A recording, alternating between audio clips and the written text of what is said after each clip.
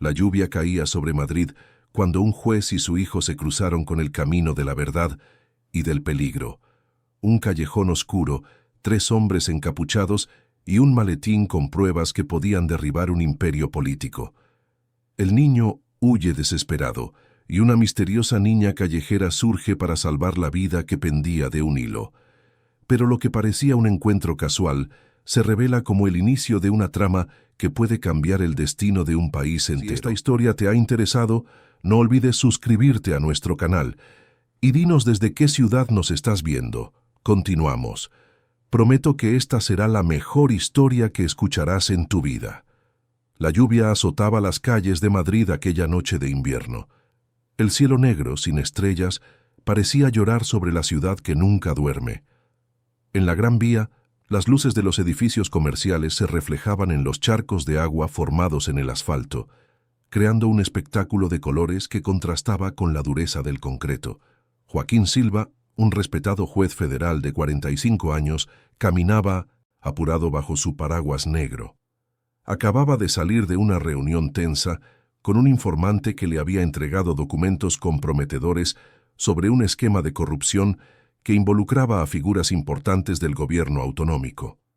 Su corazón latía acelerado, no solo por la caminata rápida, sino por la gravedad de las informaciones que llevaba en su maletín de cuero. «Papá, ¿crees que saldrá bien?», preguntó Mateo, su hijo de 10 años, que lo acompañaba aquella noche excepcionalmente. El niño había ido a encontrarse con su padre después de una clase de piano en las cercanías. «Saldrá bien, hijo. Siempre sale bien cuando hacemos lo correcto», respondió Joaquín, apretando la pequeña mano del chico con firmeza. Decidieron atajar por una calle menos transitada para llegar más rápido al estacionamiento donde habían dejado el coche. Fue un error. Al girar en un callejón mal iluminado, 3 hombres surgieron de las sombras. Usaban ropa oscura y tenían los rostros parcialmente cubiertos.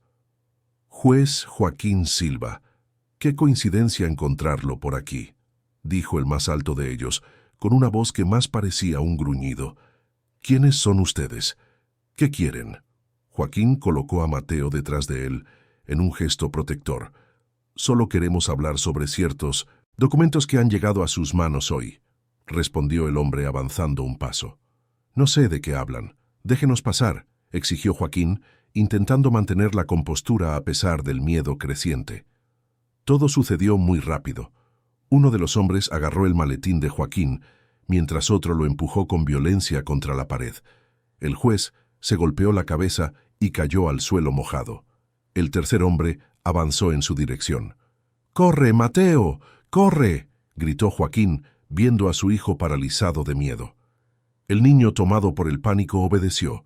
Corrió como nunca antes había corrido, lágrimas mezclándose con la lluvia que ahora caía más fuerte.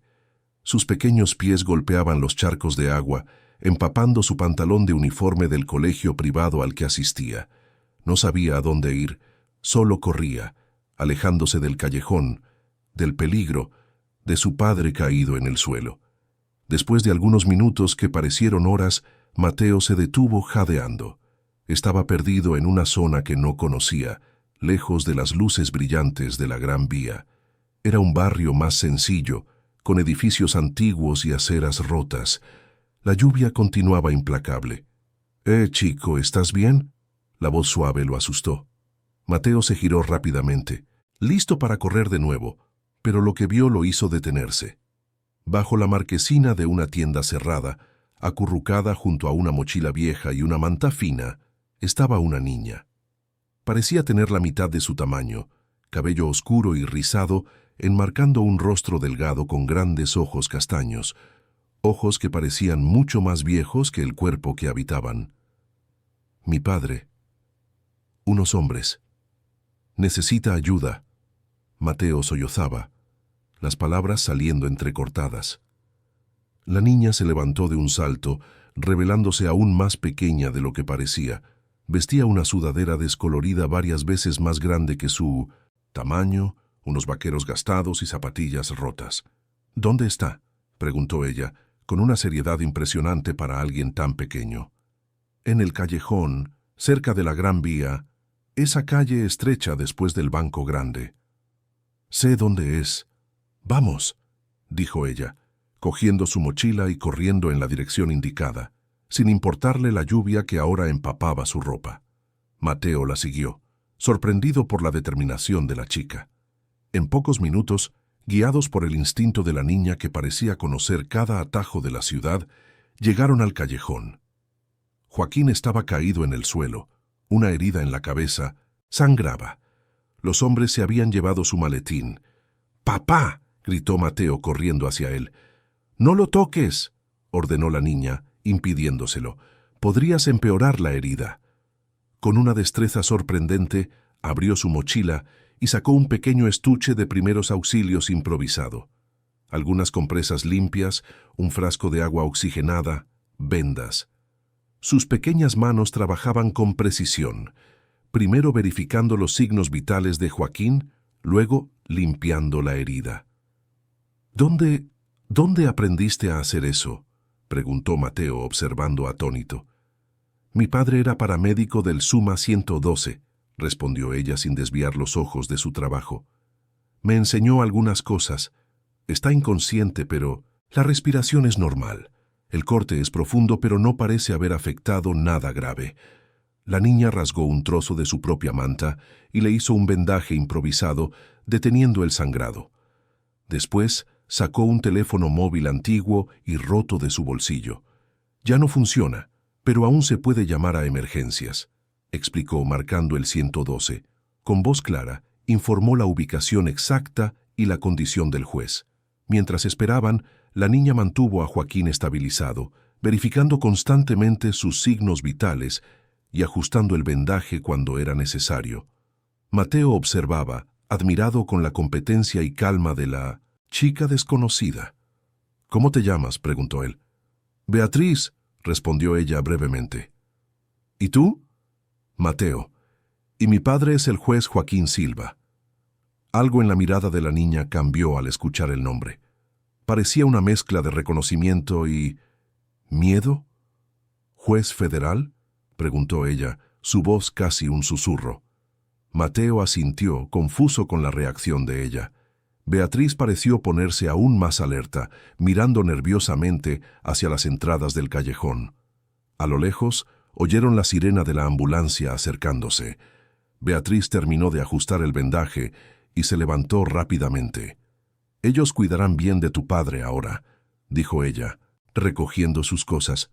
«Espera, ¿a dónde vas? No puedes quedarte bajo la lluvia». «Estoy acostumbrada», respondió con una sonrisa triste. «Mejor me voy antes de que llegue la ambulancia». «¿Pero por qué? Salvaste a mi padre. Ellos necesitan saberlo. Debes venir con nosotros al hospital». Beatriz sacudió la cabeza. «No puedo. Tengo mis motivos». Dudó por un momento, luego sacó algo del bolsillo y se lo entregó a Mateo. Era un pequeño colgante con una piedra azul. «Para la suerte, tu padre estará bien». Antes de que Mateo pudiera insistir, la niña desapareció corriendo por el callejón, perdiéndose en la oscuridad de la noche lluviosa. Segundos después, la ambulancia dobló la esquina, sus luces rojas iluminando el lugar. Mientras los paramédicos cuidaban de Joaquín, Mateo miraba fijamente en la dirección en que Beatriz había desaparecido, el pequeño colgante azul apretado en su mano. ¿Quién era aquella niña misteriosa? ¿Por qué vivía en las calles? ¿Y cómo sabía tanto sobre primeros auxilios? En aquel momento, mientras subía a la ambulancia junto a su padre inconsciente, Mateo se juró a sí mismo que encontraría a Beatriz de nuevo, no solo para agradecerle, sino porque algo en aquellos ojos antiguos, en un rostro tan joven, lo había tocado profundamente. Las luces blancas del Hospital Universitario La Paz se reflejaban en el rostro pálido de Joaquín Silva, que permanecía inconsciente en una cama de la unidad de cuidados intensivos. Los monitores cardíacos emitían pitidos constantes, marcando los latidos del juez federal. A su lado, Mateo observaba a su padre con ojos rojos de tanto llorar, sosteniendo firmemente el pequeño colgante azul que Beatriz le había dado. «Él estará bien, hijo», dijo Clara Silva, madre de Mateo, mientras acariciaba el cabello del niño. Clara era una renombrada arquitecta, de belleza discreta y elegancia natural. A pesar del semblante preocupado, intentaba transmitir seguridad a su hijo. «Fue Beatriz quien salvó a papá, mamá», repitió Mateo por 10ª vez desde que habían llegado al hospital. Si no fuera por ella, él podría haber... Su voz se quebró, incapaz de concluir la frase. «Lo sé, mi amor, y vamos a encontrar a esa niña para agradecerle», prometió Clara, abrazando a su hijo. Por dentro, sentía una mezcla de gratitud por la misteriosa chica y horror al imaginar a una niña viviendo en las calles. La puerta de la habitación se abrió y la delegada Renata Oliveira entró. Era una mujer negra de mediana edad, con postura firme y ojos perspicaces que parecían ver más allá de las apariencias. «Señora Silva, ¿podemos hablar un momento?», pidió la delegada. «Y quizás su hijo pueda contarme exactamente lo que sucedió». Clara asintió, y los tres fueron a una pequeña sala de espera privada. Mateo narró los eventos de aquella noche, la reunión de su padre, el ataque en el callejón, su huida desesperada, el encuentro con Beatriz y el modo impresionante en que la niña había socorrido a su padre. «¿Y usted dice que esta chica, Beatriz, vive en las calles?», preguntó la delegada haciendo anotaciones. «Sí, estaba durmiendo bajo una marquesina, con una manta toda rota», confirmó Mateo con la voz embargada. «Pero tenía un estuche de primeros auxilios en la mochila y sabía exactamente qué hacer. Dijo que su padre era del Suma 112. La delegada levantó las cejas intrigada. «¿Del Suma 112? Interesante». «Delegada, ¿cree que el ataque a mi marido tiene relación con el caso que él está investigando?», preguntó Clara, manteniendo la voz baja para que Mateo no se asustara aún más. «Es prematuro afirmarlo, pero considerando que solo se llevaron el maletín con documentos y no otras pertenencias de valor, sí, parece plausible», respondió Renata ponderada. «Necesitamos esperar a que el juez Silva despierte para que nos dé más detalles». Pasaron 3 días. La noticia del ataque al juez federal responsable de casos de corrupción repercutió en los medios. Periodistas se aglomeraban en la entrada del hospital, esperando actualizaciones sobre el estado de salud de Joaquín Silva. En la mañana del 4.º día, Joaquín finalmente despertó. Confuso, miró a su alrededor, reconociendo el ambiente hospitalario. «Clara, Mateo», llamó con voz ronca. «Estamos aquí, amor», respondió Clara, acercándose rápidamente a la cama, con Mateo justo detrás. «¿Qué pasó?», preguntó Joaquín intentando sentarse. «No te esfuerces», recomendó Clara. «Fuiste atacado después de tu reunión. Te golpeaste la cabeza y quedaste inconsciente por algunos días». Joaquín frunció el ceño, esforzándose por recordar. «Estaba con Mateo. Estábamos volviendo al coche. Después...» sacudió la cabeza, frustrado. «No puedo recordar el ataque, ni los rostros». «Los médicos dijeron que eso puede suceder. Lo llaman amnesia traumática», explicó Clara. «Papá, ¿te acuerdas de la niña?», preguntó Mateo ansioso. «¿Niña? ¿Qué niña?». Joaquín parecía genuinamente confuso. Mateo le contó a su padre sobre Beatriz, describiendo detalladamente cómo la chica había realizado los primeros auxilios y llamado a la ambulancia, salvándole la vida. Le mostró el colgante azul que ella le había dado. «Necesitamos encontrarla, papá. Ella salvó tu vida y está viviendo en la calle». Joaquín Silva miró a su hijo con ternura. Siempre admiró el corazón generoso del niño, tan diferente de la frialdad que él mismo había desarrollado a lo largo de años lidiando con los peores aspectos de la naturaleza humana en los tribunales. «Vamos a encontrarla, hijo, lo prometo». La recuperación de Joaquín fue sorprendentemente rápida. Los médicos atribuyeron esto a los eficientes primeros auxilios que había recibido en 1902, el lugar del ataque. Después de una semana, fue dado de alta del hospital, aunque aún necesitaba reposo en casa. La delegada Oliveira los visitó en su residencia en el barrio de El Viso, una casa espaciosa con jardines bien cuidados, rodeada por muros altos y sistemas de seguridad. La situación se había vuelto más seria. Los documentos robados contenían evidencias contra un esquema de desvío de fondos de la salud pública, involucrando a políticos influyentes y empresarios poderosos. Necesitamos encontrar copias de esos documentos o todo el caso podría desmoronarse, explicó la delegada. Y también necesitamos garantizar la seguridad de su familia, doctor Silva.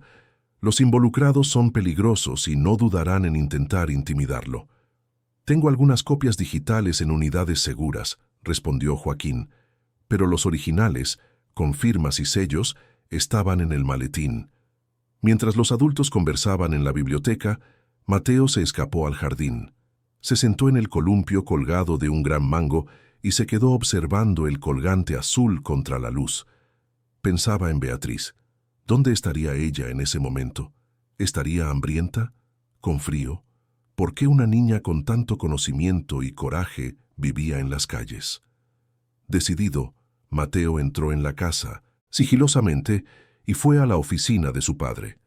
Encendió el ordenador y comenzó a investigar sobre niños de la calle en Madrid, sobre paramédicos del Suma 112 que pudieran tener una hija llamada Beatriz, sobre cualquier pista que pudiera llevarlo hasta su salvadora. No muy lejos de allí, en la periferia de Madrid, Beatriz, o Beatriz Cardoso, su nombre completo, observaba el Hospital Universitario La Paz de lejos. Había leído en los periódicos abandonados que el juez Silva había sido dado de alta. Se sintió aliviada de que él se hubiera recuperado, pero también aprehensiva.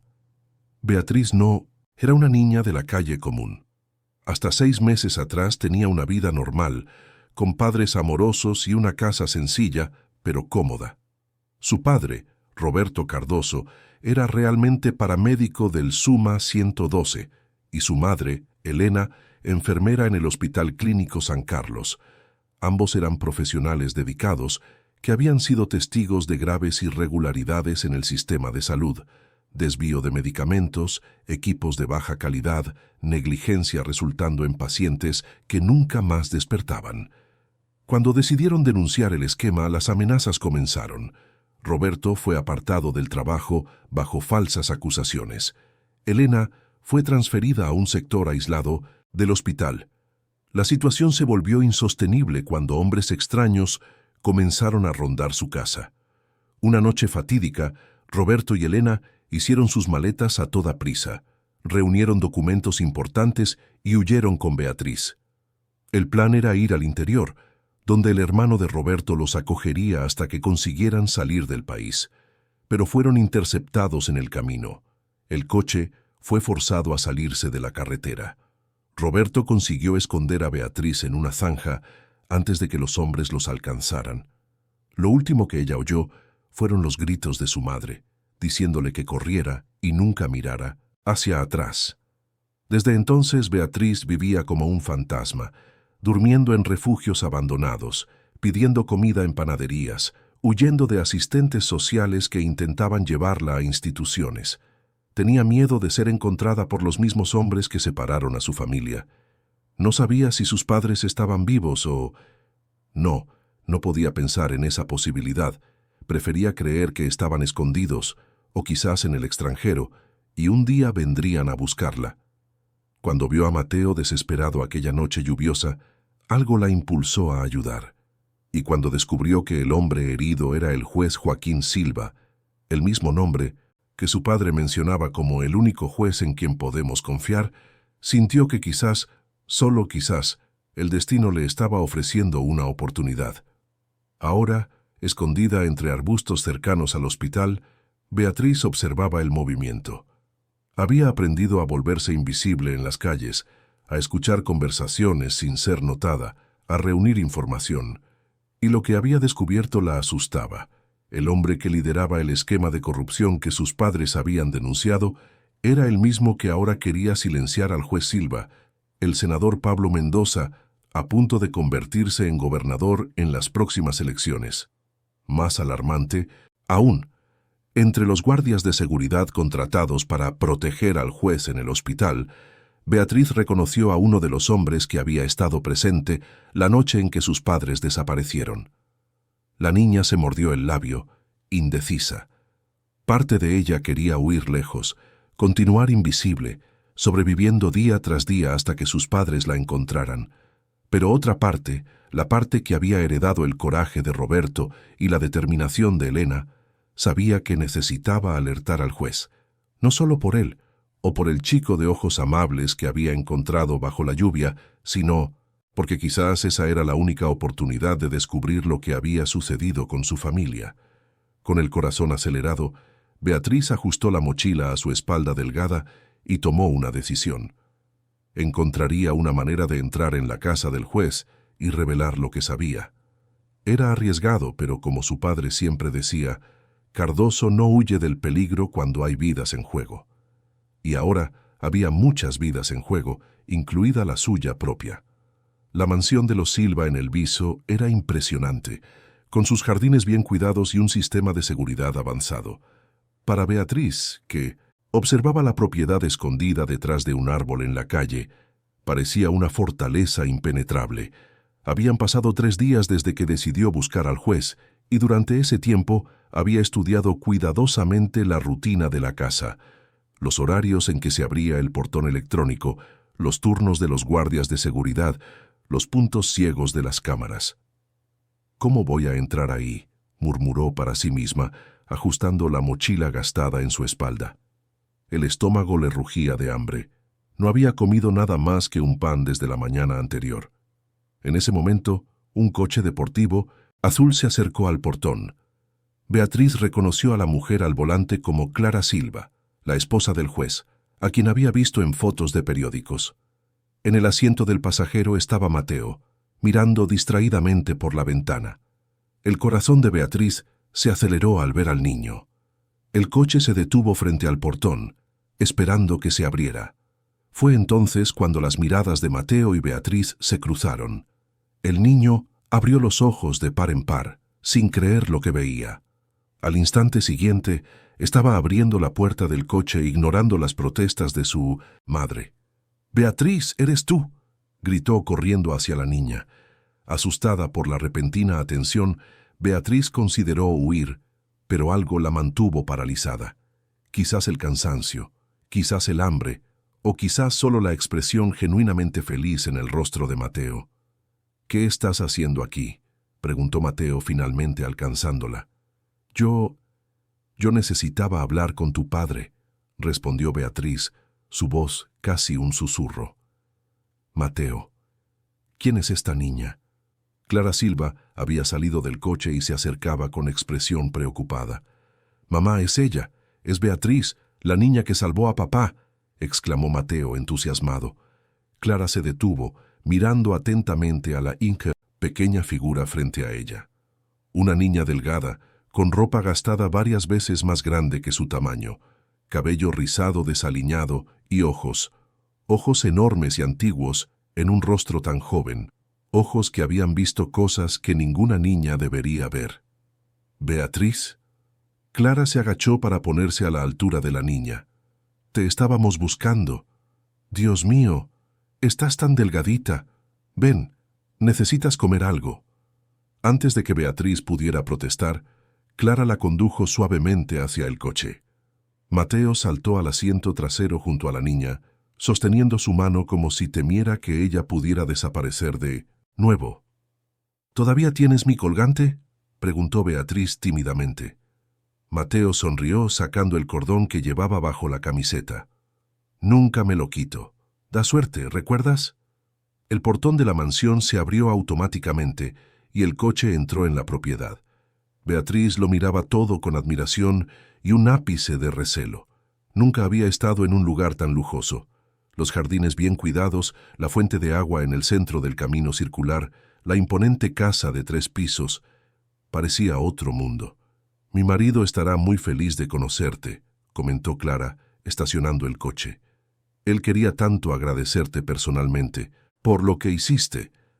Dentro de la mansión, Beatriz fue llevada a la espaciosa cocina, donde la gobernanta, doña Zulema, una señora simpática de mediana edad, preparó un sustancioso tentempié. La niña comió con voracidad, pero siempre alerta, los ojos moviéndose constantemente, evaluando puertas y ventanas, hábitos adquiridos en las calles. Joaquín Silva apareció en la cocina, apoyado en un bastón. Todavía estaba pálido y tenía un vendaje discreto en la sien, pero sus ojos brillaron al ver a la niña. «Así que tú eres mi heroína», dijo sentándose frente a Beatriz. «Mateo no para de hablar de ti. Los médicos dijeron que si no hubieran sido tus primeros auxilios, yo podría no estar aquí hoy». Beatriz se sonrojó ligeramente, incómoda con el elogio. «Solo hice lo que mi padre me enseñó». «¿Y dónde está tu padre ahora?», preguntó Clara, sentándose al lado de su marido. La niña bajó los ojos, jugando nerviosamente con la servilleta. «No sé. Él y mi madre tuvieron que huir. Personas malas los estaban persiguiendo». Clara y Joaquín intercambiaron miradas preocupadas. Mateo, que se había mantenido callado, observando la escena, se acercó y se sentó al lado de Beatriz. «¿Por qué esas personas perseguían a tus padres?», preguntó el juez con voz amable. Beatriz dudó. Había guardado su secreto por tanto tiempo, había aprendido a no confiar en adultos, pero algo en los ojos del juez, quizás la misma integridad que su padre admiraba, la hizo decidir. «Mi padre es Roberto Cardoso, paramédico del Suma 112. Mi madre es Elena Cardoso, enfermera del Hospital Clínico San Carlos», comenzó ella con voz temblorosa. «Ellos vieron cosas malas en el hospital, medicamentos que desaparecían, equipos que no funcionaban bien, personas que se dormían y no despertaban más después de cirugías simples». Joaquín se inclinó hacia adelante, súbitamente más interesado. «¿Ellos denunciaron esas irregularidades?», Beatriz asintió. «A usted. Mi padre dijo que usted era el único juez en quien podíamos confiar. Mandó documentos, grabaciones. Después de eso, comenzaron las amenazas. Mi padre fue despedido con mentiras.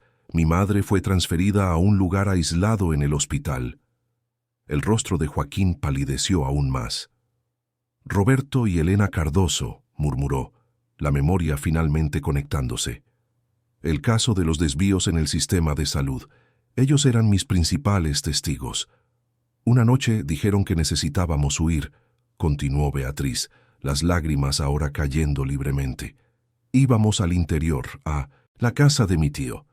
Pero en el camino, nuestro coche fue atacado. Papá me escondió en una zanja antes de que los hombres llegaran.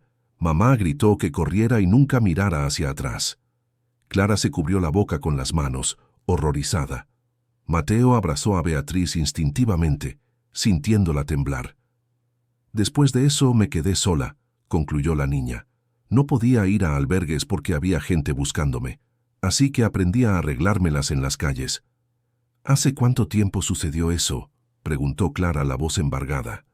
6 meses, 2 semanas y 3 días, respondió Beatriz con precisión. Joaquín se levantó, andando por la cocina a pesar del dolor. «Por eso no pude volver a contactar con ellos. Pensé que habían desistido del caso, que habían sido comprados o intimidados. Nunca imaginé...». Se detuvo, incapaz de completar la frase. «Señor juez, hay una cosa más», dijo Beatriz, reuniendo coraje. «Uno de los hombres que lo atacó en el callejón, él estaba allí la noche en que mis padres desaparecieron». El silencio que siguió fue pesado, interrumpido solo por el tic-tac del reloj de pared. «¿Cómo sabes eso?», preguntó Joaquín finalmente. «Vi las fotos en los periódicos de los hombres que lo atacaron y reconocí a uno de ellos». «Beatriz, esto es muy serio. ¿Estás absolutamente segura?». La niña asintió con firmeza.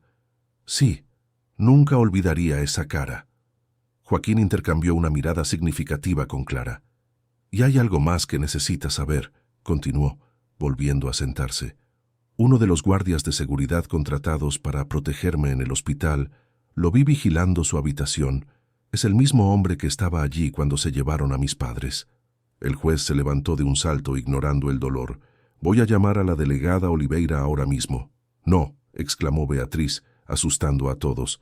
«No podemos confiar en la policía. Ellos pueden estar involucrados también. Fue lo que mi padre siempre decía». «La delegada Oliveira es de confianza», garantizó Joaquín. «¿Cómo está seguro? ¿Cómo sabe que ella no trabaja para ellos?». La pregunta de la niña flotó en el aire, incómoda. «¿Para quién, Beatriz? ¿Quiénes son ellos?». preguntó Clara. El senador Pablo Mendoza, respondió Beatriz, con la voz cargada de odio. Una emoción perturbadora viniendo de una niña tan pequeña. Mi padre dijo que él lo comandaba todo y ahora va a ser gobernador. Joaquín se sentó de nuevo, visiblemente afectado. El senador Mendoza es exactamente a quien estoy investigando. Los documentos que fueron robados contenían evidencias contra él y otros involucrados en el esquema de desvío en la salud. Un ruido en la entrada de la cocina hizo que todos se giraran. Era Antonio, el jefe de seguridad de la mansión. Doctor Silva, hay 2 hombres de la Policía Federal en el portón.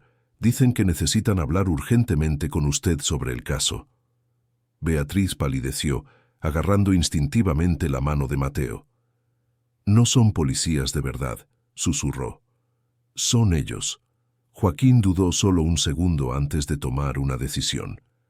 Antonio, no los deje entrar. Diga que estoy descansando y no puedo recibir a nadie ahora, y refuerce la seguridad inmediatamente. Tan pronto como el guardia de seguridad salió, Joaquín se volvió hacia Clara. Lleva a los niños a la sala segura. Voy a intentar contactar al magistrado Torres. Él sabrá qué hacer. Clara no perdió tiempo.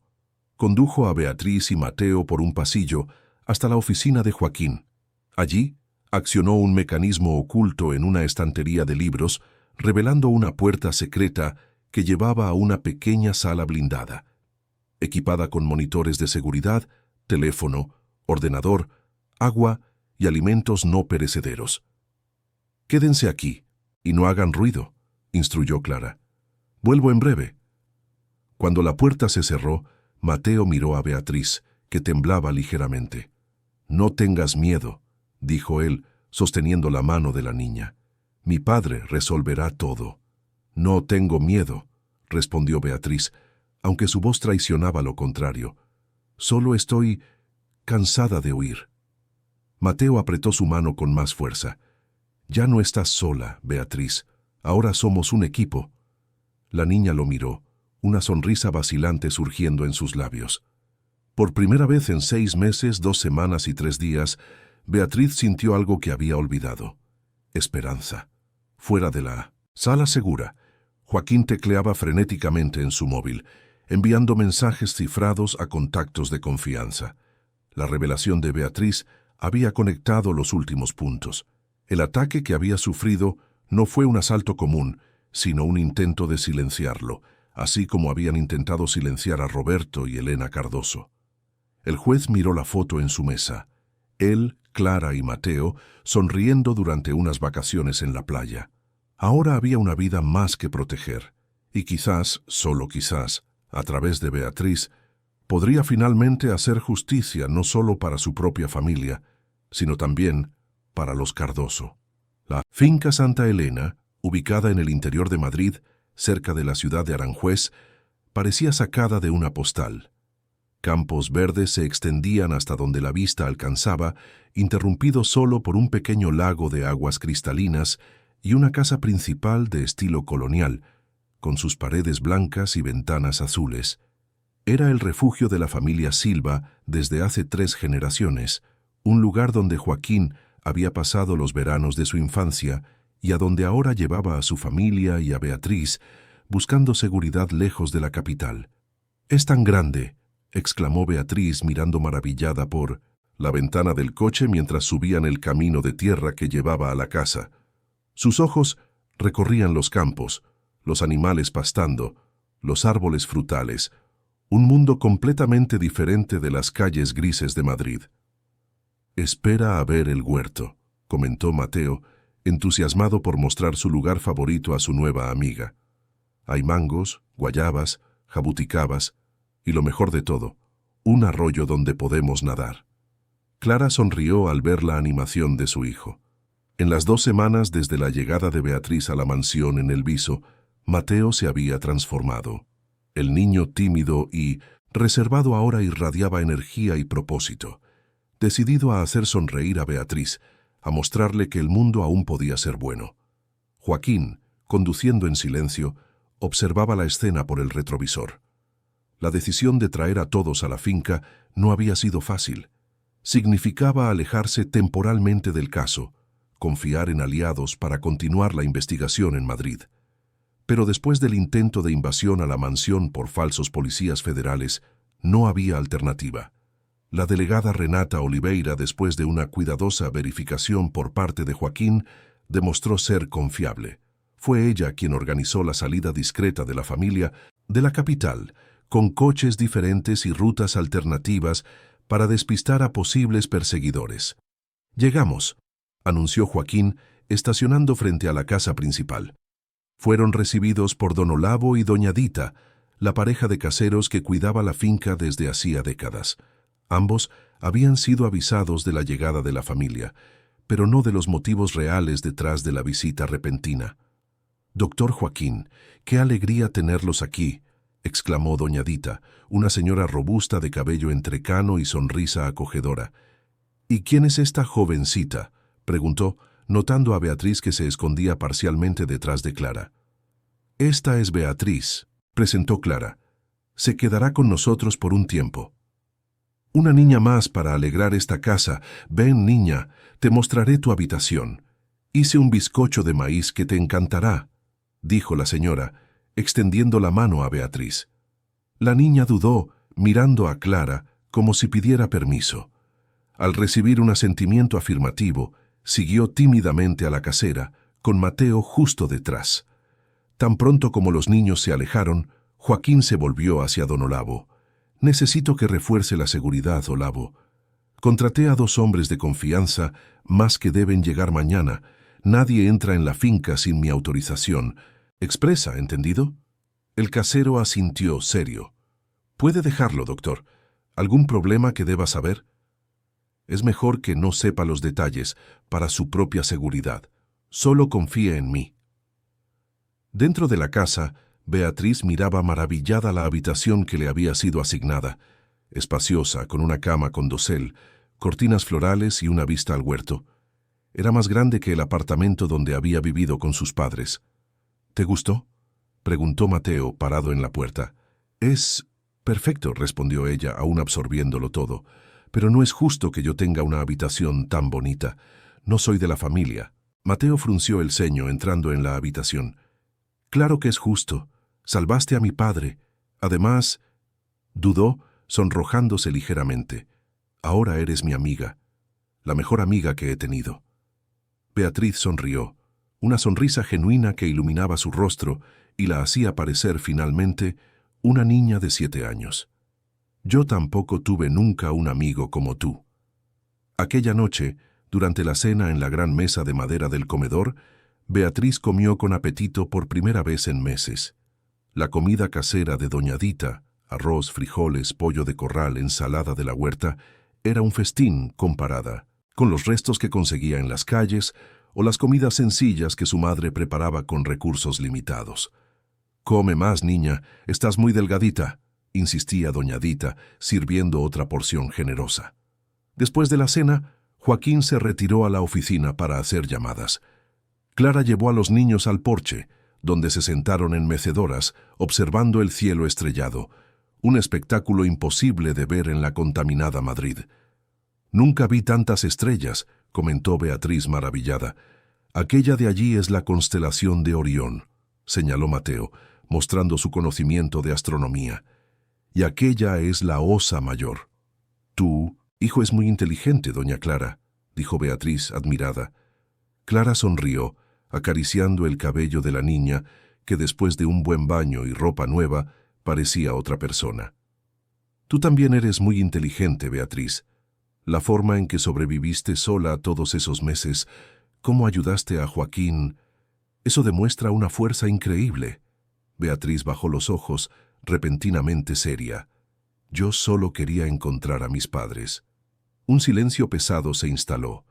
Clara intercambió una mirada significativa con Mateo, que entendió el mensaje y discretamente entró en la casa, dejándolas a las 2 solas. «Beatriz», comenzó Clara, eligiendo cuidadosamente las palabras, «quiero que sepas que independientemente de lo que suceda, ya no estás sola. Vamos a ayudarte a encontrar a tus padres, y mientras tanto, tienes un hogar con nosotros». La niña asintió, los ojos humedecidos. «Gracias, doña Clara». Pero, ¿y si mis padres no pueden ser encontrados? ¿Y si ellos...? No pudo completar. Clara se acercó, abrazándola. No pienses en eso ahora. Tenemos que tener esperanza. Y aún en el peor de los escenarios, quiero que sepas que Joaquín, Mateo y yo estaremos siempre aquí para ti. En ese momento Joaquín apareció en el porche, el rostro tenso después de las llamadas. Al ver la escena, su expresión se suavizó. ¿Todo bien con ustedes?, preguntó sentándose a su lado. Clara asintió, aún abrazando a Beatriz. Solo estábamos conversando. Joaquín observó a la niña por un momento. Luego respiró hondo. Beatriz, hay algo que necesito contarte. Algo sobre mí que pocas personas saben. La chica lo encaró curiosa. Cuando yo tenía más o menos tu edad, también perdí a mis padres, reveló el juez. Un accidente de coche. No tenía otros parientes cercanos, así que fui enviado a un orfanato. Lo siento mucho, murmuró Beatriz, sorprendida con la revelación. Fue difícil, continuó Joaquín.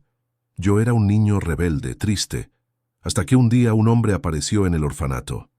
El magistrado Torres, el mismo que nos está ayudando ahora. Él no podía tener hijos y decidió adoptarme. Clara observaba a su marido con ternura. Raramente Joaquín hablaba sobre su pasado, incluso con ella. El magistrado era un hombre rígido, exigente, pero me dio educación, oportunidades, un futuro. Me convertí en juez para seguir sus pasos. Lo que él no consiguió enseñarme, sin embargo, fue cómo expresar afecto. Eso solo lo aprendí mucho después, cuando conocí a Clara y cuando Mateo nació. Beatriz escuchaba atentamente, sin entender completamente a dónde quería llegar el juez. Lo que quiero decir, Beatriz, es que entiendo tu dolor. Entiendo lo que es sentirse perdido, sin familia. Y quiero que sepas que, mientras buscamos a tus padres, tienes un lugar con nosotros, no como una huésped temporal, sino como parte de la familia. Los ojos de la niña se llenaron de lágrimas. Gracias, señor juez. Ahora Joaquín también tiene novedades sobre el caso, intervino Clara, percibiendo que la conversación estaba volviéndose emocionalmente demasiado intensa. El juez asintió, retomando su postura seria. Hablé con la delegada Oliveira. Ella consiguió identificar al hombre que Beatriz reconoció como uno de los agresores. Es Marcio Vieira, ex policía expulsado de la corporación por corrupción. Trabaja como guardia de seguridad particular para empresarios ligados al senador Mendoza. ¿Y mis padres?, preguntó Beatriz ansiosa. ¿Consiguieron alguna información sobre ellos? Joaquín dudó, eligiendo las palabras. Aún no tenemos confirmación, Beatriz, pero encontraron el coche que tus padres usaban la noche en que desaparecieron. Estaba abandonado en una carretera secundaria cerca de Toledo. Había señales de lucha, pero ningún... Se detuvo, sin poder decir la palabra. Ningún cuerpo, completó Beatriz, con una madurez asombrosa. Lo que significa que pueden estar vivos, ¿verdad? Sí, es posible, concordó Joaquín, aunque su tono no fuera muy convincente. Lo importante ahora es reunir todas las evidencias contra el senador Mendoza y sus cómplices. Solo así podremos descubrir toda la verdad. En ese momento Mateo regresó al porche, cargando un tablero de ajedrez. Pensé que podríamos jugar un poco antes de dormir, sugirió, intentando aliviar el clima pesado. Beatriz sonrió, agradecida por la distracción. Tendrás que enseñarme, nunca jugué ajedrez. Es fácil, garantizó Mateo montando las piezas en la mesa. Lo más importante es pensar varios pasos por delante. Mientras los niños se concentraban en el juego, Clara tiró de Joaquín a un rincón más apartado del porche. ¿Y qué más descubrió la delegada? ¿Qué no quisiste decir delante de ella?, susurró. Joaquín suspiró, pasándose la mano por el cabello entrecano. Encontraron sangre en el coche de los Cardoso. Están haciendo pruebas de ADN para confirmar si es de ellos, y hay informes de una pareja parecida a Roberto y Elena embarcando en un vuelo al extranjero al día siguiente de la desaparición, pero usando documentos falsos. Puede ser que hayan conseguido huir o pueden haber sido forzados, completó Clara. comprendiendo la gravedad de la situación. ¿Qué haremos si ellos ya no están? Ya sabes. No vamos a pensar en eso ahora, interrumpió Joaquín, mirando a Beatriz, que reía de algo que Mateo había dicho. Lo importante es mantener a Beatriz segura y continuar la investigación. El resto, el tiempo lo dirá. La pareja observó a los niños en silencio, ambos pensando en el extraño camino que los había llevado hasta allí. En solo 2 semanas, la presencia de Beatriz había transformado la dinámica familiar. Mateo, siempre tan solitario, ahora desbordaba alegría. Clara, que siempre había querido más hijos, pero no había podido tener debido a complicaciones en el parto de Mateo, se sentía inexplicablemente conectada a la niña. Y Joaquín, normalmente reservado y pragmático, veía en Beatriz una oportunidad de redención, de hacer por ella lo que el magistrado Torres había hecho por él años atrás. La noche avanzaba tranquila en la finca Santa Elena. Bajo el manto de estrellas, 2 niños jugaban ajedrez, momentáneamente olvidados de los peligros e incertidumbres. Pero la paz era solo aparente. En Madrid, fuerzas poderosas se movían, determinadas a silenciar cualquier amenaza al esquema de corrupción que había arruinado tantas vidas, incluida la de una pequeña familia que solo quería hacer lo correcto. 3 semanas pasaron desde la llegada a la finca Santa Elena.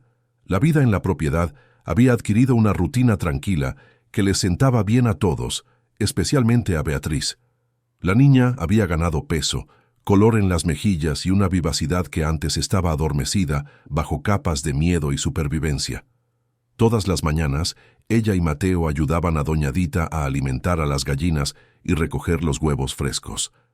Después tenían clases improvisadas con Clara, que había creado un pequeño sistema educativo casero para que los niños no se atrasaran en los estudios. Las tardes se dedicaban a exploraciones por la finca, siempre acompañados de cerca por uno de los guardias de seguridad contratados por Joaquín. Aquella tarde en particular, los niños jugaban cerca del arroyo bajo la supervisión de Sebastián, uno de los guardias de seguridad más experimentados. Beatriz estaba descalza, sintiendo el agua fresca en sus pies, mientras Mateo intentaba capturar pequeños peces con una red improvisada. ¿Sabías que mis padres me trajeron aquí cuando era bebé?, comentó Mateo, concentrado en su tarea.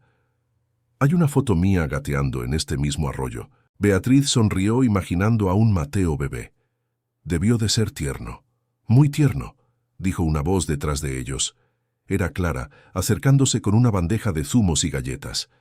Tenía unas mejillas tan gordas que todos querían pellizcarlas. ¡Mamá!, protestó Mateo, ruborizándose de vergüenza. Clara rió, colocando la bandeja sobre una piedra plana.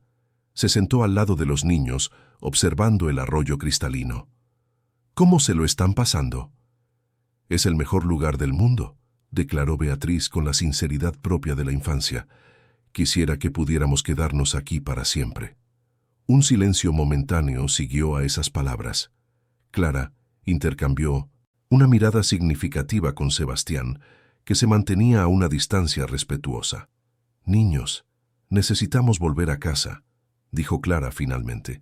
«El padre de Mateo quiere hablar con todos nosotros». «¿Pasó algo?», preguntó Mateo, inmediatamente alerta. «Sí, pero nada malo», lo tranquilizó Clara. «Solo noticias importantes». El camino de regreso a la casa principal se hizo en silencio expectante. Al llegar, encontraron a Joaquín en la oficina, acompañado de la delegada Renata Oliveira, que había llegado de Madrid aquella mañana. «Buenas tardes, niños», saludó la delegada con una sonrisa cálida. «Especialmente a ti, Beatriz. He oído mucho sobre tu valentía». Beatriz se sonrojó ligeramente, aún incómoda con los elogios. «Siéntense, por favor», pidió Joaquín indicando las sillas. «Tenemos noticias importantes». Todos se acomodaron ansiosos. Joaquín intercambió una mirada con la delegada antes de comenzar. «Primero, quiero que sepan que conseguimos reunir evidencias suficientes contra el senador Mendoza y sus asociados. Documentos, testimonios, transferencias bancarias sospechosas. Todo apunta a su implicación en el esquema de desvío de fondos de la salud». ¿Y qué hay de los hombres que nos atacaron?, preguntó Mateo. Identificamos a todos, respondió la delegada Oliveira. Márcio Vieira, a quien Beatriz reconoció, ya está bajo custodia. Él había comenzado a cooperar a cambio de una reducción de pena. Beatriz, que había estado callada hasta entonces, finalmente hizo la pregunta que le quemaba en el pecho. ¿Y mis padres? ¿Descubrieron algo sobre ellos? Un silencio tenso llenó la sala. Joaquín se acercó a la niña, arrodillándose para quedar a la altura de sus ojos. Beatriz, encontramos pistas sobre tus padres, comenzó él cauteloso. Confirmamos que lograron escapar la noche del ataque. Usaron documentos falsos para salir del país. Los ojos de la niña se iluminaron con esperanza. ¿Entonces están vivos? ¿Dónde están? Joaquín dudó. Creemos que sí.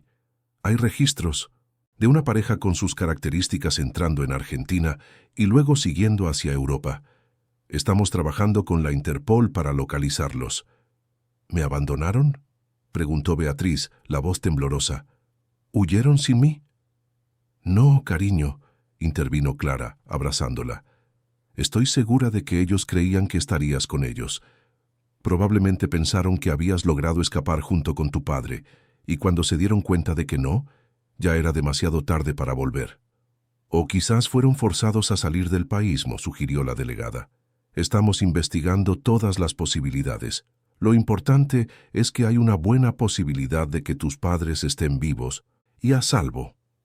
Beatriz absorbió la información en silencio, los sentimientos conflictivos estampados en su joven rostro, alegría por la posibilidad de que sus padres estuvieran vivos, dolor por haberse ido sin ella, miedo de no volver a verlos. Hay una cosa más, continuó Joaquín, después de darle tiempo a Beatriz para procesar las noticias. Algo en lo que solo Beatriz puede ayudarnos. Todos lo miraron, curiosos. Márcio Vieira mencionó que Roberto Cardoso tenía pruebas concretas contra el senador Mendoza. Documentos originales que comprometerían definitivamente al senador y a sus aliados. Dijo que Roberto siempre llevaba esas pruebas consigo, pero nunca fueron encontradas después del ataque. Beatriz frunció el ceño, pensativa. Papá tenía un maletín marrón que llevaba a todas partes.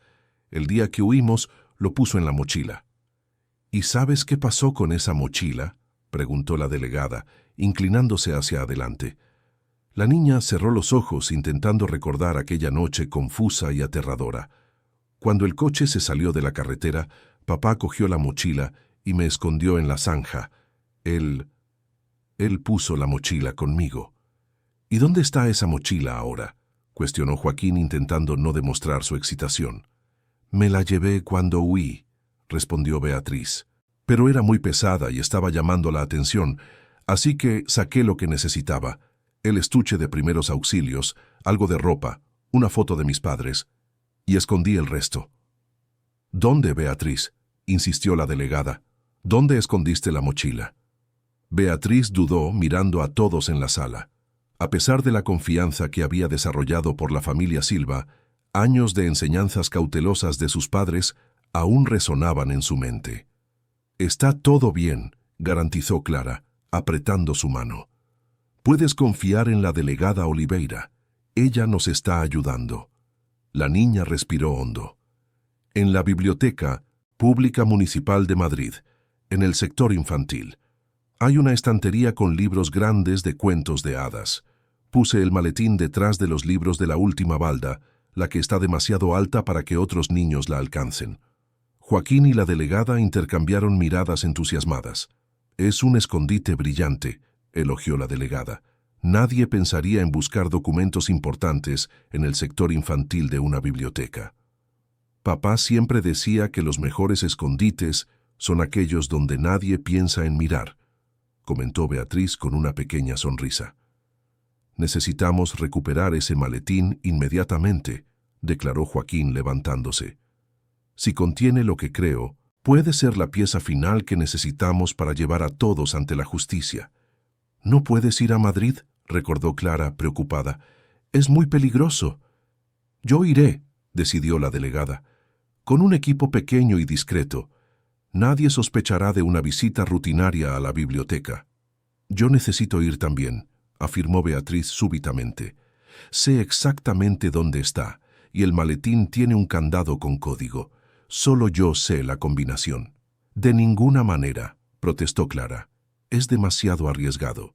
Pero mamá, intervino Mateo, ¿y si Beatriz no puede explicar bien dónde está? ¿Y si la delegada no consigue encontrarlo?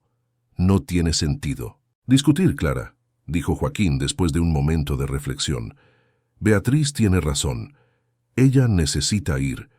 Pero, se volvió hacia la delegada, ¿garantiza su seguridad absoluta? Con mi vida, prometió Renata Oliveira. Los preparativos para el viaje a Madrid se hicieron con extremo cuidado. La delegada organizó un equipo pequeño y de confianza. Se decidió que solo ella, un policía de paisano, Beatriz, y por insistencia de la niña, Mateo, irían a la biblioteca. Clara protestó vehementemente contra la ida de su hijo, pero acabó cediendo cuando percibió que la presencia de Mateo calmaba a Beatriz. A la mañana siguiente, partieron en un coche común sin identificación policial. El viaje de Aranjuez a Madrid duró poco más de una hora. Beatriz, que al principio estaba tensa, fue calmándose con las bromas y conversaciones de Mateo. «Cuando todo esto termine», decía el niño, «vamos a convencer a nuestros padres para que nos lleven a Disney. ¿Ya te imaginaste subiendo a la montaña rusa de Space Mountain?» Beatriz sonreía, dejándose llevar por el entusiasmo de su amigo. En momentos como aquel, conseguía olvidar brevemente el peso que cargaba y simplemente ser una niña de 7 años. Al llegar a Madrid, la delegada estacionó el coche a algunas cuadras de la Biblioteca Pública Municipal. «Recuerden el plan», instruyó ella. «Entramos normalmente como una tía llevando a sus sobrinos a investigar un trabajo escolar. Nada de miradas nerviosas o comportamientos sospechosos». Los niños asintieron serios. El policía de paisano, que se había presentado solo como Rodrigo, seguiría por separado, fingiendo ser un estudiante universitario, para garantizar cobertura adicional. La biblioteca estaba relativamente vacía aquella mañana de miércoles. Caminaron tranquilamente hasta el sector infantil, un espacio colorido y acogedor en el segundo piso. Beatriz los condujo con seguridad hasta la estantería indicada, una alta estructura de madera llena de libros ilustrados de cuentos de hadas. «Es allí», susurró ella, señalando la balda más alta, «detrás de los libros grandes de tapa dura». La delegada, siendo la más alta, alcanzó la balda y cuidadosamente movió los libros. Sus dedos tocaron algo, un maletín de cuero marrón exactamente como Beatriz había descrito. «Lo encontré», murmuró, tirando de él delicadamente. En ese momento, el móvil de la delegada vibró. Era un mensaje de Rodrigo. «2 hombres sospechosos entraron. Parece que están buscando a alguien». El corazón de la delegada se aceleró. ¿Cómo habían sido descubiertos? ¿Habrían sido seguidos desde la finca o había un informante entre ellos? «Necesitamos salir de aquí ahora», susurró ella a los niños, guardando el maletín en su bolso grande. «Quédense cerca de mí». Comenzaron a moverse hacia una salida secundaria cuando vieron a 2 hombres entrando en el sector infantil. A uno de ellos, Beatriz lo reconoció inmediatamente. Era uno de los guardias de seguridad que había estado en el hospital, vigilando la habitación del juez Silva. «Es él», susurró la niña, aterrorizada, agarrando la mano de Mateo. «Calma», tranquilizó la delegada, aunque su propio pulso estaba acelerado. «Vamos a salir por aquella puerta de atrás». Comenzaron a moverse discretamente, pero el movimiento llamó la atención de los hombres. Uno de ellos señaló en su dirección y ambos comenzaron a acercarse rápidamente. «Corran», ordenó la delegada, empujando a los niños hacia adelante. Beatriz y Mateo corrieron como nunca antes, atravesando pasillos estrechos entre estanterías, bajando una escalera de servicio. La delegada venía justo detrás, intercambiando mensajes frenéticos con Rodrigo, que se había posicionado estratégicamente para interceptar a los perseguidores. Consiguieron llegar a la planta baja y estaban a punto de alcanzar la puerta principal, cuando un tercer hombre surgió, bloqueando su salida. La delegada empujó a los niños detrás de sí, lista para el enfrentamiento. «Delegada Oliveira, qué sorpresa encontrarla aquí», dijo el hombre con una sonrisa falsa. «Teniente Brito», reconoció la delegada, tensa. «¿Qué hace aquí? Hasta donde sé, usted está apartado de sus funciones». «Solo ayudando a algunos amigos», respondió él, sus ojos fijándose en los niños detrás de ella. «Veo que encontró a la pequeña Beatriz Cardoso. Personas importantes la están buscando». «Ella está bajo mi protección», declaró la delegada. «Y usted está obstruyendo una investigación federal». El teniente rió, desdeñoso. «No por mucho tiempo. Pronto el senador Mendoza será gobernador, y personas como usted y el juez Silva serán solo notas al pie». En ese momento, Rodrigo apareció, acompañado de 2 guardias de la biblioteca y un policía uniformado que estaba de servicio en la manzana. El teniente Brito percibió que estaba en desventaja y retrocedió.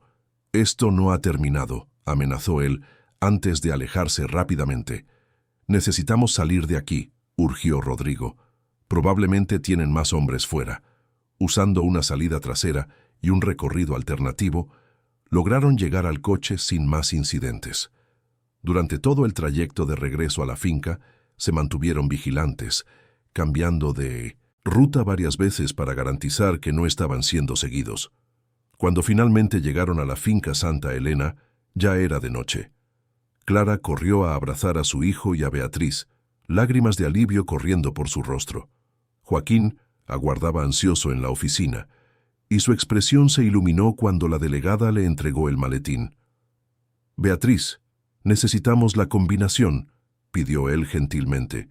La niña se acercó al maletín, sus pequeños dedos girando los números del candado con precisión. «Es el cumpleaños de mi madre», explicó.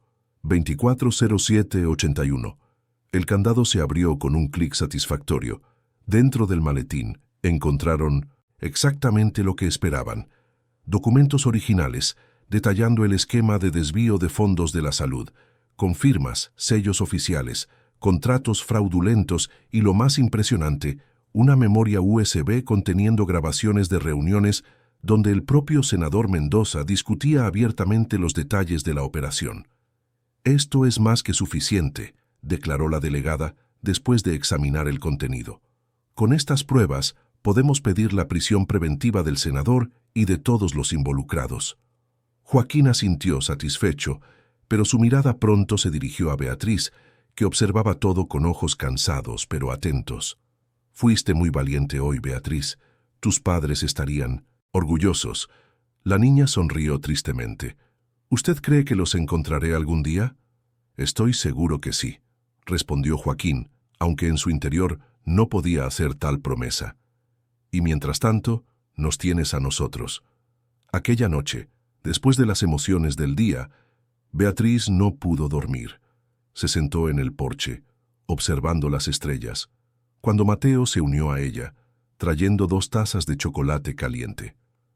«Doña Dita dijo que esto ayuda a dormir», explicó él, entregando una de las tazas a su amiga. Bebieron en silencio cómodo por algunos minutos, hasta que Beatriz finalmente habló. «Gracias por estar conmigo». «Hoy no lo habría logrado sin ti». Mateo sonrió, ruborizándose ligeramente. «Somos un equipo, ¿recuerdas?» La niña asintió, volviendo a mirar las estrellas. «Sabes, Mateo, creo que aunque encuentre a mis padres algún día, nunca los olvidaré. Su familia, tu madre, tu padre, tú... Ustedes me salvaron de tantas formas». «Quizás no necesites elegir», sugirió Mateo. «Quizás podamos ser 2 familias que se quieren mucho». Beatriz sonrió con la simplicidad y sabiduría de la sugerencia. En la mente de una niña, las soluciones parecían siempre tan obvias. Dentro de la casa, Clara observaba a los niños por la ventana, con el corazón encogido. A su lado, Joaquín revisaba los documentos encontrados en el maletín.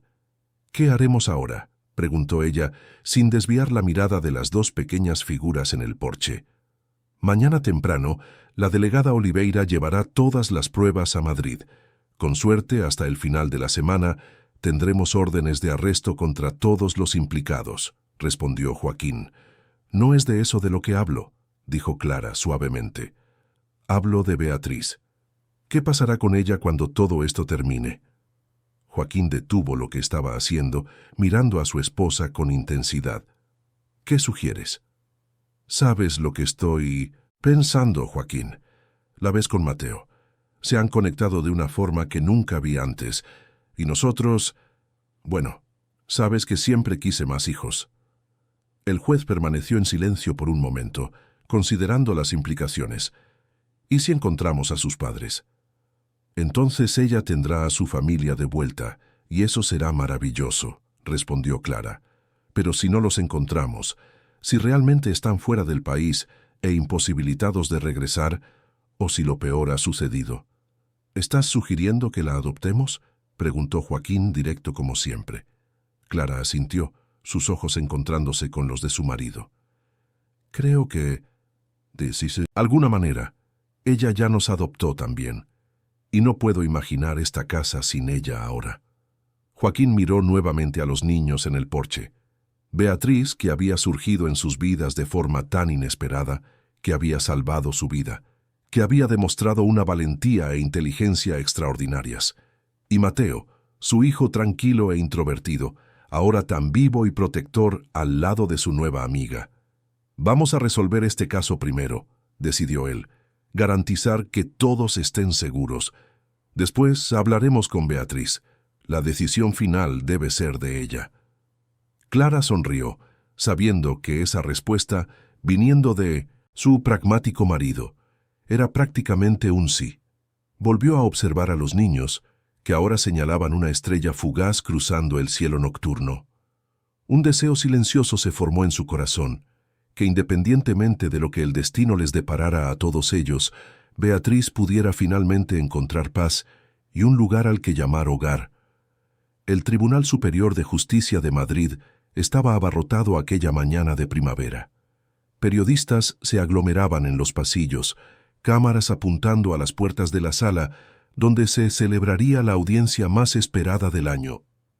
El caso que había sacudido las estructuras del poder político y empresarial del Estado finalmente llegaba a su momento crucial. Beatriz aguardaba en una sala reservada, usando un vestido azul marino que Clara había elegido especialmente para la ocasión. Sus cabellos rizados, ahora bien cuidados y brillantes, estaban recogidos en una coleta simple. Las manos pequeñas no paraban de retorcer un pañuelo, traicionando su nerviosismo. «Todo va a salir bien», aseguró Mateo, sentado a su lado, sosteniendo su mano libre. En los 4 meses desde que se conocieron, los dos habían desarrollado un vínculo que iba más allá de la amistad. Era casi una conexión de hermanos. Clara le arregló un mechón suelto del cabello a Beatriz con cariño maternal. «Recuerda, solo tienes que decir la verdad. Nada más, nada menos». «¿Y si no me creen?», preguntó Beatriz, la inseguridad evidente en su voz. «Soy solo una niña». «Ellos creerán», afirmó Joaquín, que estaba de pie junto a la ventana. «Los documentos que encontramos corroboran cada palabra tuya, y la delegada Oliveira ha reunido aún más evidencias desde entonces». La puerta se abrió, y la propia delegada entró, acompañada de una asistente social designada por el tribunal para acompañar a Beatriz durante el testimonio. «Es hora», anunció Renata. «Oliveira». Beatriz respiró hondo levantándose. Clara la abrazó fuertemente y Mateo le dio una sonrisa alentadora. «Estaremos justo allí, en la primera fila», recordó Clara. «Míranos si te pones nerviosa». El camino hasta la sala de audiencias pareció interminable. Al entrar, Beatriz sintió el peso de decenas de miradas sobre ella. En el centro, una mesa donde se sentaban el juez, los fiscales y los oficiales de justicia. A la izquierda, los acusados, empresarios, funcionarios públicos y el más notorio entre ellos, el senador Pablo Mendoza, que la miraba con frialdad calculada. Beatriz fue conducida a una silla especialmente preparada para ella, ajustada a su altura. Hizo el juramento, su pequeña voz resonando en el micrófono. «Beatriz Cardoso», comenzó el fiscal, un hombre de mediana edad de voz amable. ¿Puede contarnos qué sucedió la noche en que sus padres desaparecieron? La niña miró brevemente a la familia Silva antes de comenzar su relato. Con una claridad sorprendente para alguien tan joven, narró los eventos de aquella noche fatídica, la huida interrumpida, el ataque al coche, cómo sus padres la escondieron, los gritos, el miedo. ¿Y qué hizo después?, Dina preguntó el fiscal. Me quedé escondida hasta que no oí más. Ruido. Después cogí la mochila que mi padre dejó conmigo y corrí. Corrí mucho, respondió Beatriz, la voz temblorosa con el recuerdo. ¿Por qué no buscó ayuda? La policía, los servicios sociales. Mi padre siempre decía que no confiara en la policía si algo pasaba. Dijo que había personas poderosas involucradas que podrían hacerme daño también. El testimonio continuó, detallando cómo Beatriz sobrevivió en las calles durante 6 meses, cómo aprendió a esconderse, a conseguir comida, a evitar peligros. La corte escuchaba en silencio respetuoso, muchos visiblemente emocionados con la narrativa de la pequeña superviviente. Cuando llegó la parte sobre el encuentro con Mateo y el socorro prestado a Joaquín, la voz de Beatriz cobró fuerza.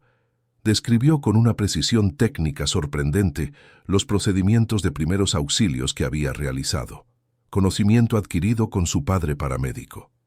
¿Y por qué decidió ayudar al juez Silva, aun sabiendo que podría ser peligroso para usted?, cuestionó el fiscal. Beatriz pensó por un momento. Porque era lo correcto. Mis padres siempre me enseñaron a ayudar a quien lo necesita. Y también, el niño parecía tan asustado, me recordó a mí misma. El abogado de la defensa del senador, un hombre de traje impecable y expresión dura, se levantó para el contrainterrogatorio. Su objetivo era claro: desacreditar el testimonio de una niña de 7 años. Señorita Cardoso, ¿cómo podemos confiar en la memoria de alguien tan joven sobre eventos traumáticos ocurridos hace casi 1 año?, preguntó él con condescendencia. Beatriz lo encaró directamente, sin intimidarse. Algunas cosas son imposibles de olvidar, señor. Y esas pruebas que supuestamente su padre dejó, ¿no sería posible que hayan sido plantadas o fabricadas posteriormente? No, señor, respondió Beatriz firmemente. El maletín tenía un candado con la fecha de cumpleaños de mi madre. Solo nosotros conocíamos esa combinación. Una niña de 7 años viviendo en las calles durante 6 meses. Parece improbable que haya logrado sobrevivir sola, ¿no cree? Beatriz respiró hondo antes de responder. Yo no elegí crecer tan rápido, señor. El mundo me forzó a ello. Pero elegí no callarme, incluso con miedo. Un murmullo recorrió la sala. Incluso el abogado de la defensa pareció momentáneamente sin palabras. Una de las juradas, una mujer de mediana edad, se limpiaba discretamente lágrimas de los ojos. Cuando el abogado de la defensa finalmente concluyó su interrogatorio, ella pidió permiso para hacer una pregunta. Un procedimiento inusual, pero que el juez permitió. Beatriz, dijo la mujer con voz embargada, ¿qué espera que suceda cuando todo esto termine? La niña miró a la familia Silva, sentada en la primera fila. Mateo le hacía un gesto alentador. Clara sonreía a través de las lágrimas y Joaquín la observaba con un orgullo casi paternal. Espero que mis padres estén bien, donde quiera que estén, respondió honestamente. Espero que nadie más pase por lo que yo pasé, y espero, dudó, espero haber encontrado finalmente un lugar al que llamar hogar. Después del testimonio de Beatriz, siguieron días de presentación de evidencias técnicas, testimonios de expertos y testigos adicionales. Las grabaciones encontradas en la memoria USB de Roberto Cardoso fueron particularmente devastadoras. El senador Mendoza, en sus propias palabras, discutiendo abiertamente el desvío de fondos destinados a hospitales públicos. 2 semanas después, el veredicto fue anunciado: culpables. El senador, sus cómplices en los ministerios y los empresarios involucrados fueron condenados a largas penas de prisión. La sentencia fue recibida con aplausos en el tribunal y celebraciones en las calles. Para la familia Silva y Beatriz, sin embargo, el fin del juicio representaba el inicio de una nueva fase, quizás la más desafiante de todas. La búsqueda internacional de los padres de Beatriz continuaba. La Interpol había encontrado rastros de la pareja Cardoso en España, luego en Portugal, pero la pista se enfriaba a partir de ahí. Había rumores de que habrían seguido hacia algún país de América Latina, posiblemente bajo nuevas identidades. Mientras tanto, Beatriz permanecía bajo la guarda temporal de los Silva. Lo que había comenzado como una medida de protección de emergencia había evolucionado a un arreglo que, aunque provisional en los papeles, se sentía cada vez más permanente en los corazones. En una tarde soleada de domingo, 6 meses después del veredicto, la familia realizaba una barbacoa en el jardín de la mansión en El Viso, a donde habían regresado después del fin del peligro. Mateo y Beatriz jugaban en la piscina, mientras Clara preparaba la mesa y Joaquín se encargaba de la barbacoa. «Papá, mira lo que Beatriz puede hacer», gritó Mateo, mientras la niña ejecutaba un clavado perfecto en la piscina. «Impresionante», elogió Joaquín sonriendo. Era raro verlo tan relajado y feliz. El interfono de la casa sonó. Doña Zulema, que los había acompañado de la finca de vuelta a la mansión, atendió. Su rostro palideció visiblemente. «Doctor Joaquín», llamó ella, hay 2 personas en el portón. Dicen que son Roberto y Elena Cardoso». El tiempo pareció congelarse. Clara dejó caer un plato, que se hizo añicos en el suelo del porche. Joaquín quedó paralizado, la pinza de la barbacoa suspendida en el aire. Los niños, ajenos a lo que sucedía, continuaban jugando en el agua. «Abra el portón», ordenó Joaquín finalmente, su voz ronca, «y llame a Beatriz». Minutos después, que parecieron una eternidad, un hombre alto de barba entrecana y una mujer delgada de cabellos rizados, los mismos rizos de Beatriz, entraron en el cinto sin jardín. Estaban más viejos que en las fotos, más delgados, con miradas que cargaban el peso de un largo viaje, pero eran inconfundiblemente los padres de Beatriz. «¿Papá? ¿Mamá?». La voz de Beatriz era casi inaudible cuando salió de la piscina envuelta en una toalla. Se quedó parada como si no creyera lo que veía.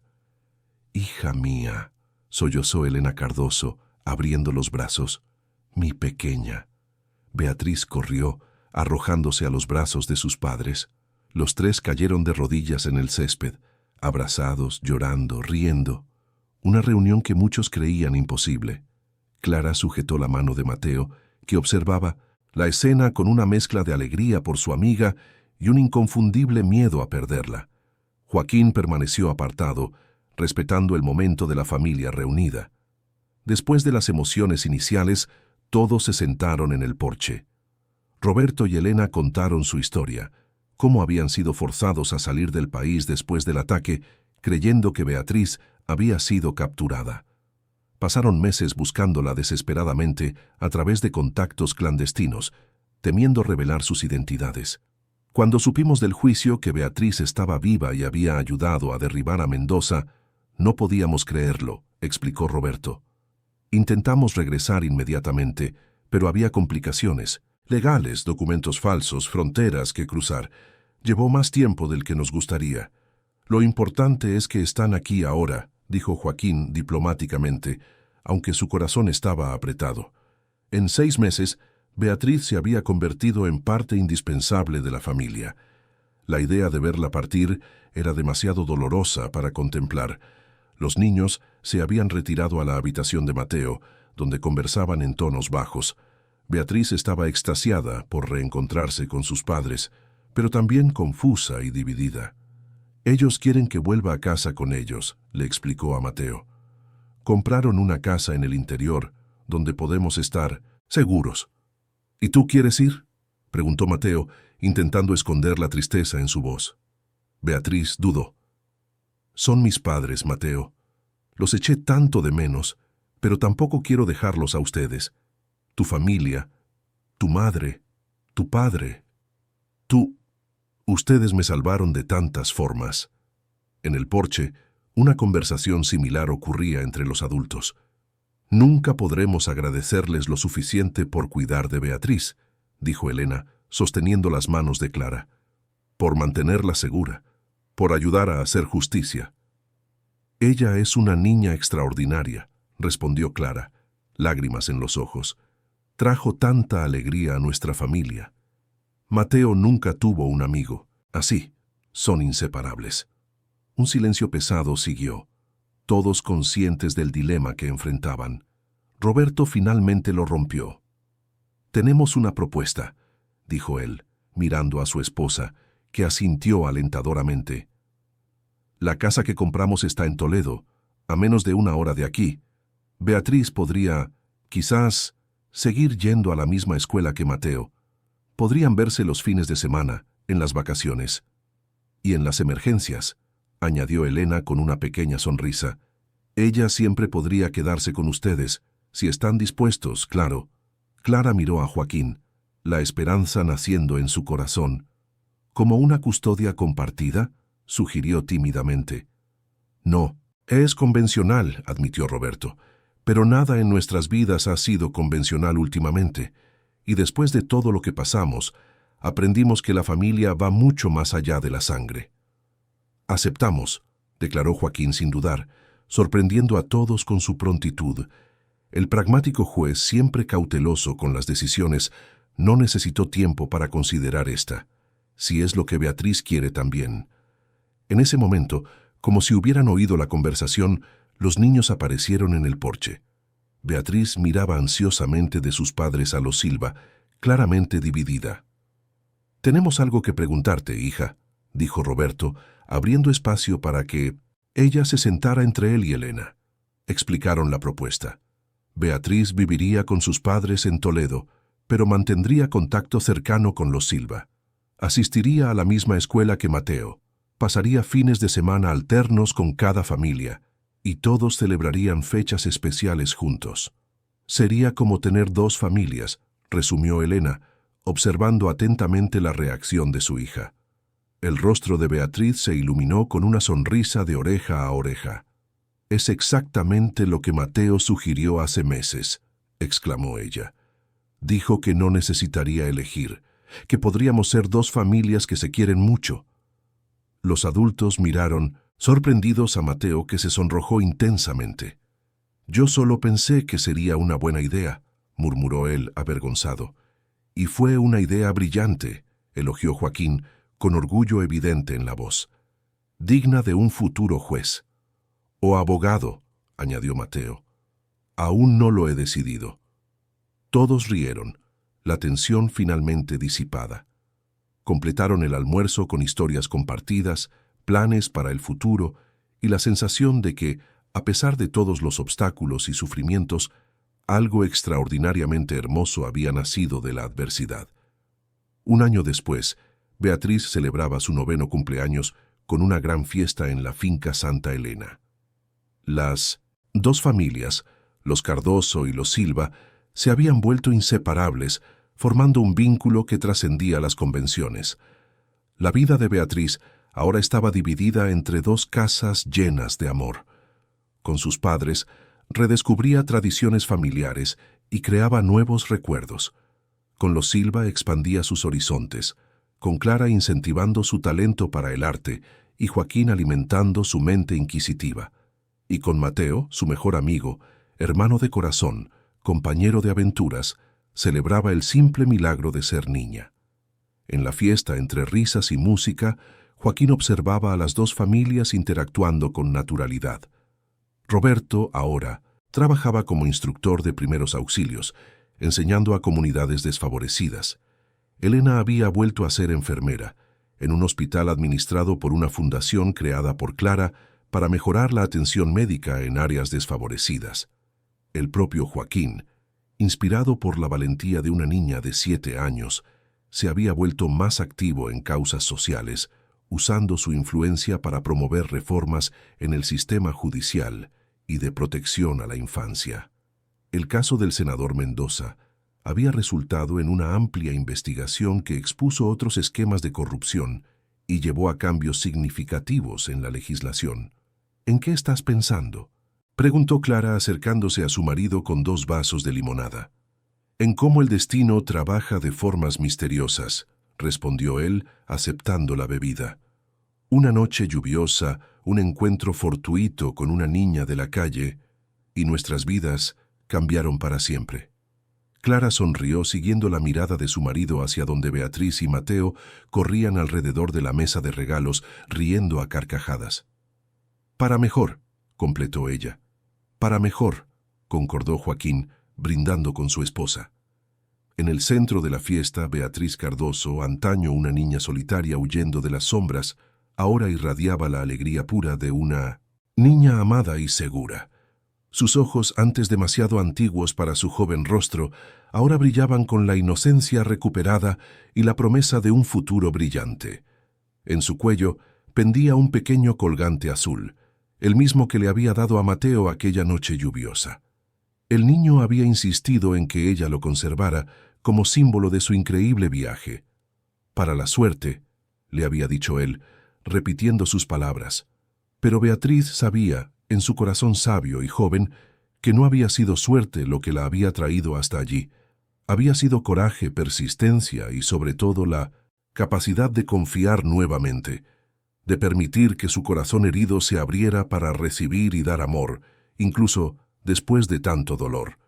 Y así, rodeada por sus dos familias, una de sangre, otra de elección, Beatriz sopló las velas del pastel, pidiendo un deseo que por primera vez en mucho tiempo no era sobre supervivencia o justicia, sino simplemente sobre alegría y posibilidades infinitas. Fin de la historia. Queridos oyentes, esperamos que la historia de Beatriz y Mateo haya tocado sus corazones.